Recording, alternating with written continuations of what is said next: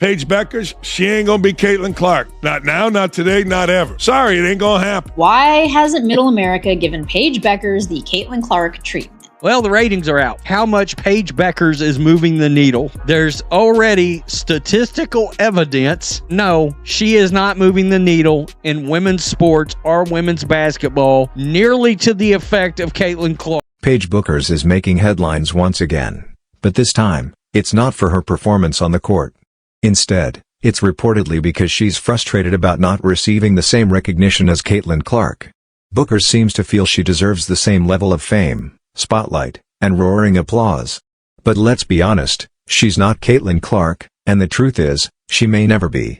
Paige Bueckers has had one of the best careers in the history of women's college basketball. And looking at these ratings for the women's tournament, it is abundantly clear Paige Bueckers might be a star, but she's not a draw. Paige Bueckers is entering the WNBA like it's her grand coronation, expecting fireworks, sold-out arenas, and the star treatment. But instead, she's met with silence. The crowds aren't flooding in, and the endorsement deals aren't landing in her lap. Why? Because, unlike Caitlin Clark, she hasn't earned that level of attention, not through her stats, her impact, or her presence in the game. In this video, we're breaking down exactly why Paige Bueckers isn't Caitlin Clark, and why she never will be, no matter how hard the media tries to spin it. If you're riding with Caitlin, drop a CC all the way in the comments, because we're about to get into it. And a lot of people are saying, oh, everything is she was Caitlin before Caitlin, she's better than Caitlin and all this stuff. That kind of stopped in the media. Caitlin Clark put up better numbers in the WNBA than Paige did in college. While Caitlin Clark has been out here breaking records, dominating headlines, and redefining the game, Paige Bueckers has mostly been giving interviews and playing the victim. Now, she's acting like she's entitled to the same level of respect Clark receives, the same Clark who reignited interest in women's basketball and turned it into must-see TV. It's not just tone deaf, it's straight up disrespectful. Paige Bueckers is coming in, and she's going to be a driving force. Clark is going against Paige and Dejanay. ESPN today, when they were talking about Paige, one of them says, I think Paige will be a good player this year, but I'm not expecting a Caitlin-like impact, and that's an unfair bar to set. Dallas Wings using the promo poster of Paige Bueckers and Caitlin Clark to hype that game. Let's start with the facts. Caitlin Clark isn't just great, she's transcendent. This isn't your average superstar, we're talking about a once-in-a-generation talent. She's not only the NCAA's all-time leading scorer, but also the only player in college basketball history, male or female, to record multiple 40-point triple-doubles. Her stat line is absurd. She drops 30 like it's a warm-up, averages over 8 assists a game, and can either fire from the logo or sling a no-look dime with the precision of a Hall of Famer. Think Steph Curry's range meets Magic Johnson's vision. Yeah, she's got both. While everyone else is flipping through the table of contents, Caitlin's already rewriting the script. Caitlin Clark was clearly heterosexual, handled herself with grace, just balled out and competitive as hell between the lines, but very nice, subdued, and hung out with her boyfriend off the court. That is a formula for disaster with the angry lesbians of the WNBA, particularly when you're Caitlin Clark and you dominate the scene, you dominate the ads, you dominate being on television and everything about television. Now let's talk about Paige Bueckers. Sure, she had a strong start. Her freshman season showed real promise. But since then, it's been a roller coaster, injuries, long stretches off the court, and spotty performances. She hasn't consistently hit that elite 20-plus point average, and her assist numbers? Solid, but nothing special. Meanwhile, Caitlin Clark has been carrying an entire program on her back, dragging them into national contention night after night. And when the lights are brightest, final minutes, high-pressure moments, Clark takes over. Paige? More often than not, she fades. Yet we're supposed to act like they deserve equal billing? Let's be real, they don't.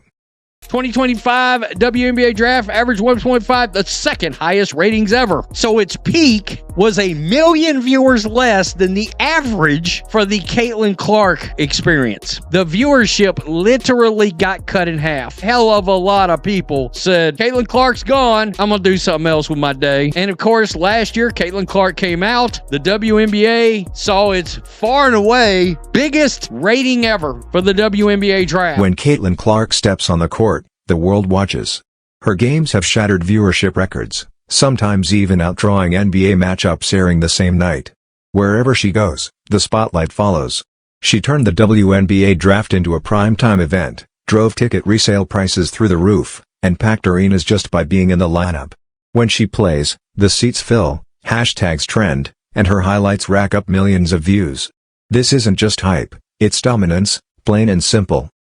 She is the chosen one, as they say. That may not be the case for Bueckers. For those of you wondering if Paige's acceptance into the WNBA will be different than Caitlyn, delusional fan base that follows Caitlin Clark disrespected the WNBA players by saying she's going to go into that league and tear it apart. Meanwhile, Paige Bueckers had the full ESPN hype machine behind her heading into the 2025 WNBA draft. But when the numbers came in, it was a bust. Her draft pulled in only half the viewership Caitlin Clark's did the year before. Half. That's not a coincidence, that's proof. Proof that the audience isn't falling for the media narrative. They're not just watching women's basketball, they're watching Caitlin. Period. The Caitlin Clark effect is real. There's evidence of that in college women's basketball ratings, and there's evidence of that now in the 2025 WNBA draft on ESPN delivered the second most viewed WNBA draft ever, averaging 1.25 million viewers. The spin is real from the media. Let's be real, this isn't about who posts the best gym selfies or gives the most emotional press conferences. This is about results. On-court dominance and undeniable fan interest.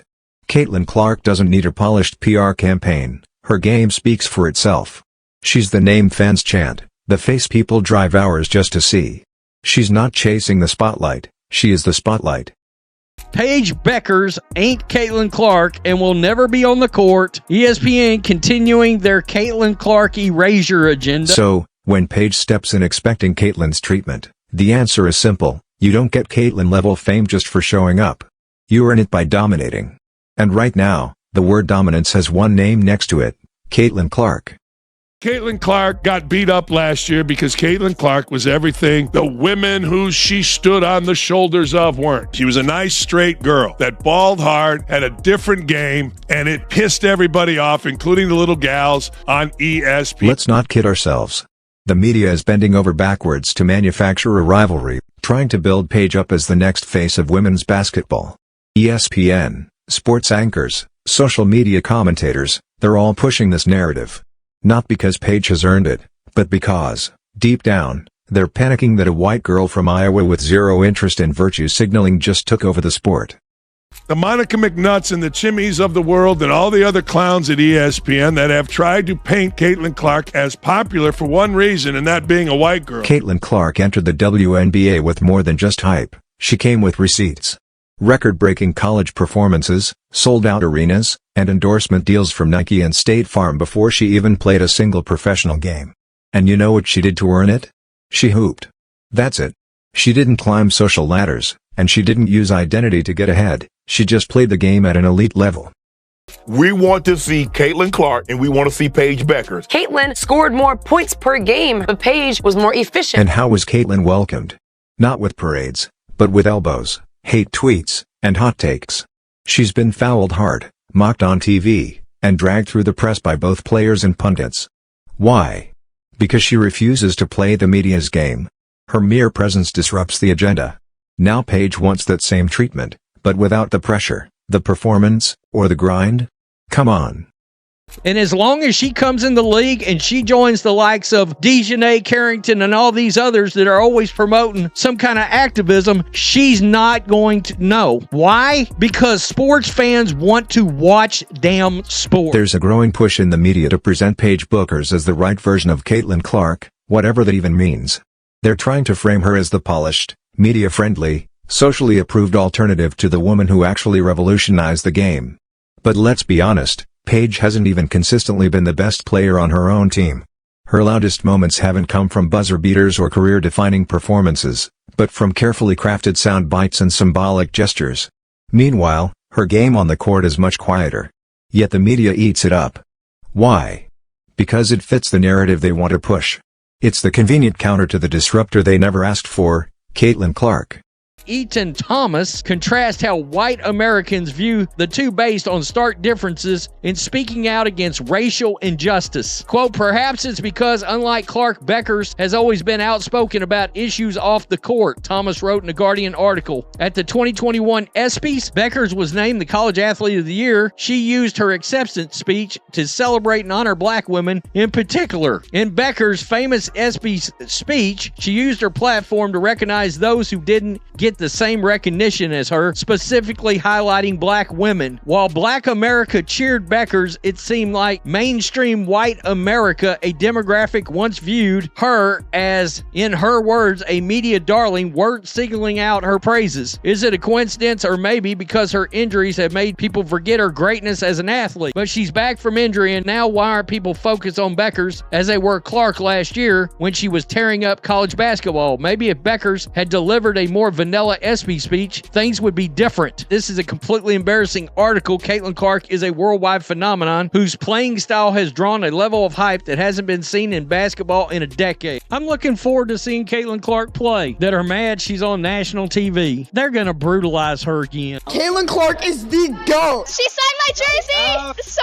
happy, I'm crying. I'm so happy. This is the best day ever. Caitlin Clark effect seems to be crazier than year one. I love watching her score and just everything about her. They went the extra mile just to watch her play here. This is great news for women's basketball, period. She just brings so much passion to the game, and look at all these people that just want to come and see her. It is no secret that the Indiana Fever are the most popular team in the WNBA. It is good for the entire WNBA.